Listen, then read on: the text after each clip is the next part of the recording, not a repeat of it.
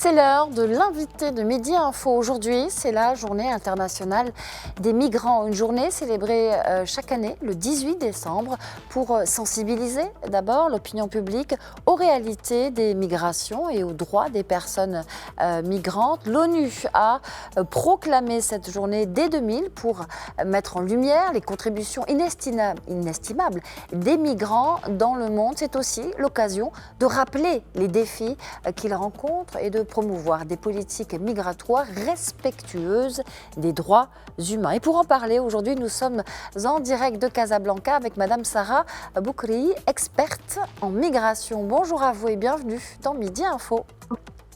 Bonjour, merci de m'avoir invitée. Alors la journée internationale des migrants, c'est surtout l'occasion de reconnaître les contributions des migrants et de promouvoir une migration sûre, ordonnée et régulière. Alors 7 ans après le pacte de Marrakech, où en sommes-nous aujourd'hui? Quelles sont les recommandations pour une migration effectivement sûre et effectivement ordonnée?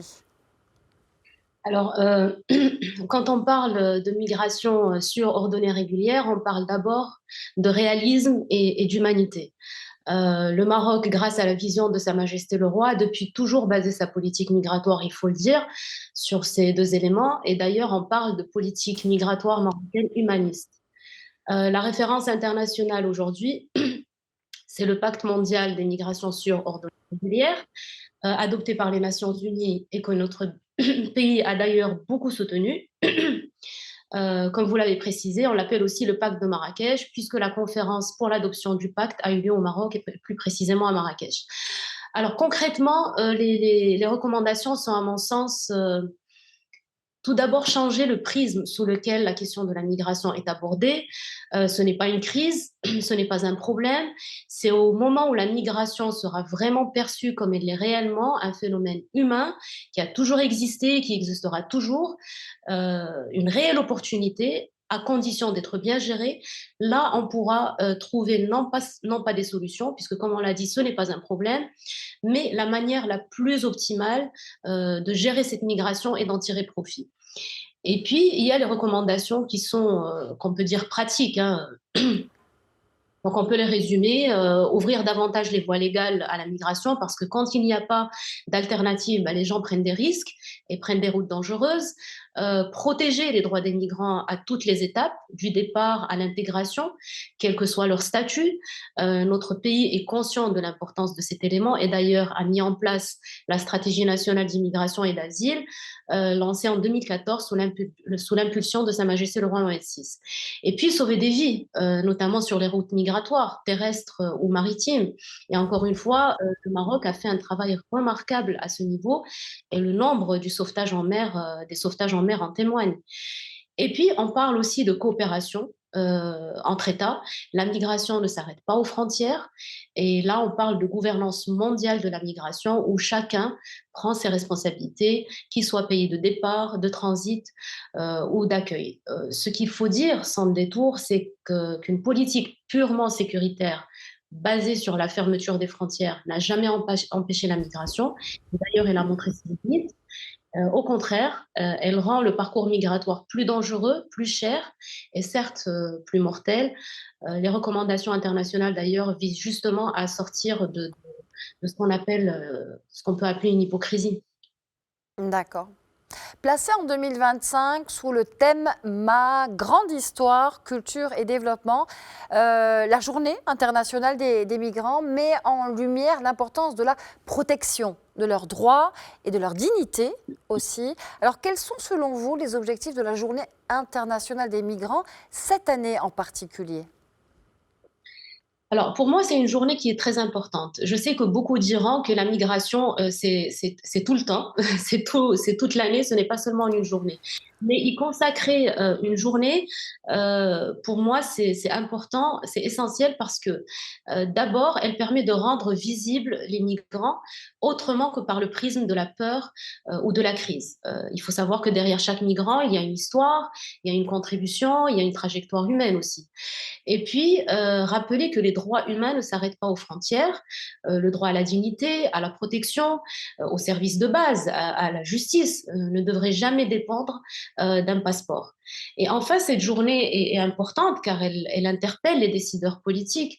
Elle nous oblige à regarder les incohérences. On dépend des migrants aujourd'hui, économiquement, mais on les marginalise socialement et politiquement. Le thème de cette année est très parlant. Il rappelle aussi que la migration n'appauvrit pas du tout les sociétés, elle les transforme et souvent, c'est une source de richesse. D'après les données fournies par l'Organisation internationale des migrants, l'OIM, il y a 626 milliards de dollars de transferts de fonds vers les pays à revenus faibles et intermédiaires. Ce sont des chiffres de 2022. Quelles sont les autres contributions des migrants au sein des pays d'accueil? Alors, c'est une question très importante parce que Oui. souvent la migration et surtout la question de la diaspora est souvent perçue ou souvent analysée sous le prisme des transferts de fonds et de tout ce que la diaspora, enfin, la contribution financière de la diaspora. Mais les transferts de fonds, certes, sont impressionnants, mais ils ne racontent qu'une partie de l'histoire. Dans les pays d'accueil, les migrants contribuent d'abord au fonctionnement même de l'économie.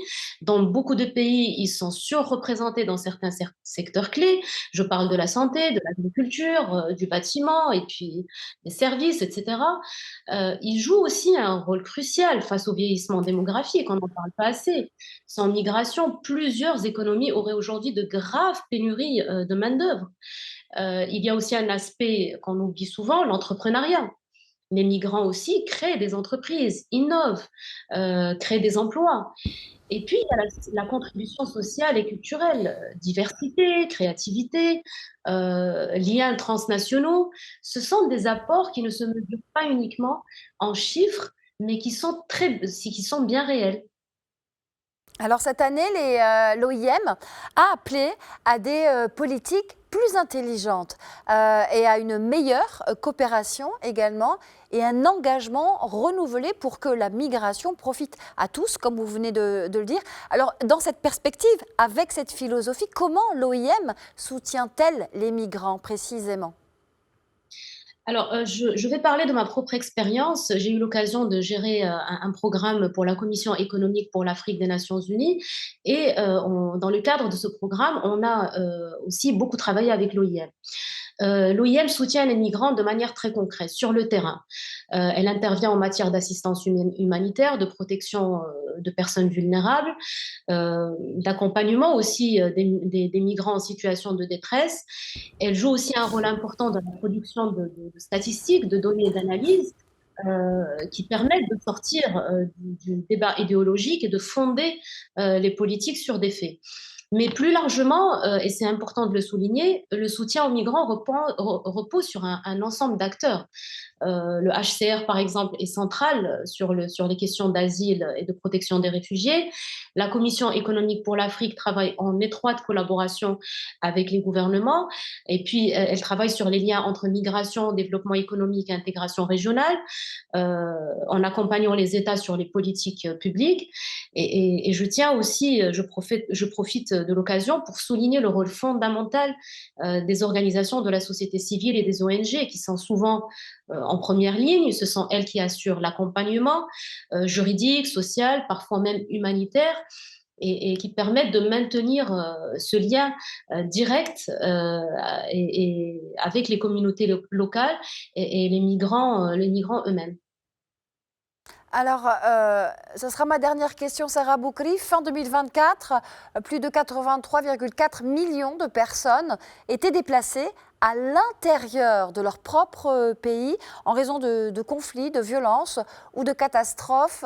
Alors, dans ces contextes-là en particulier, quels sont aujourd'hui les principaux défis rencontrés par les migrants du coup?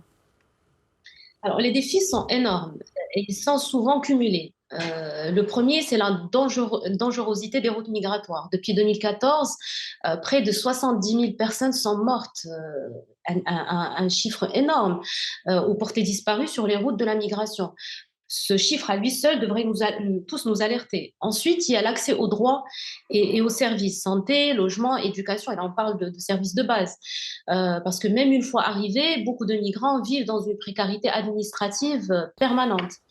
Il y a aussi la question de la discrimination et de la xénophobie qui fragilise l'intégration et alimente les tensions sociales. Enfin, il y a des groupes qui sont plus vulnérables que d'autres. On parle plus particulièrement des femmes et des enfants non accompagnés. Alors, au fond, le message que je voudrais faire passer aujourd'hui est simple. Les migrants sont soutenus lorsque les institutions internationales, les États et la société civile agissent de manière complémentaire, avec une approche pragmatique, humaine et fondée sur des droits. Merci infiniment, Sarah Boukli, d'avoir été l'invitée de Midi Info. Je rappelle que vous êtes experte en migration et que vous étiez avec nous en direct depuis Casablanca. Merci à vous.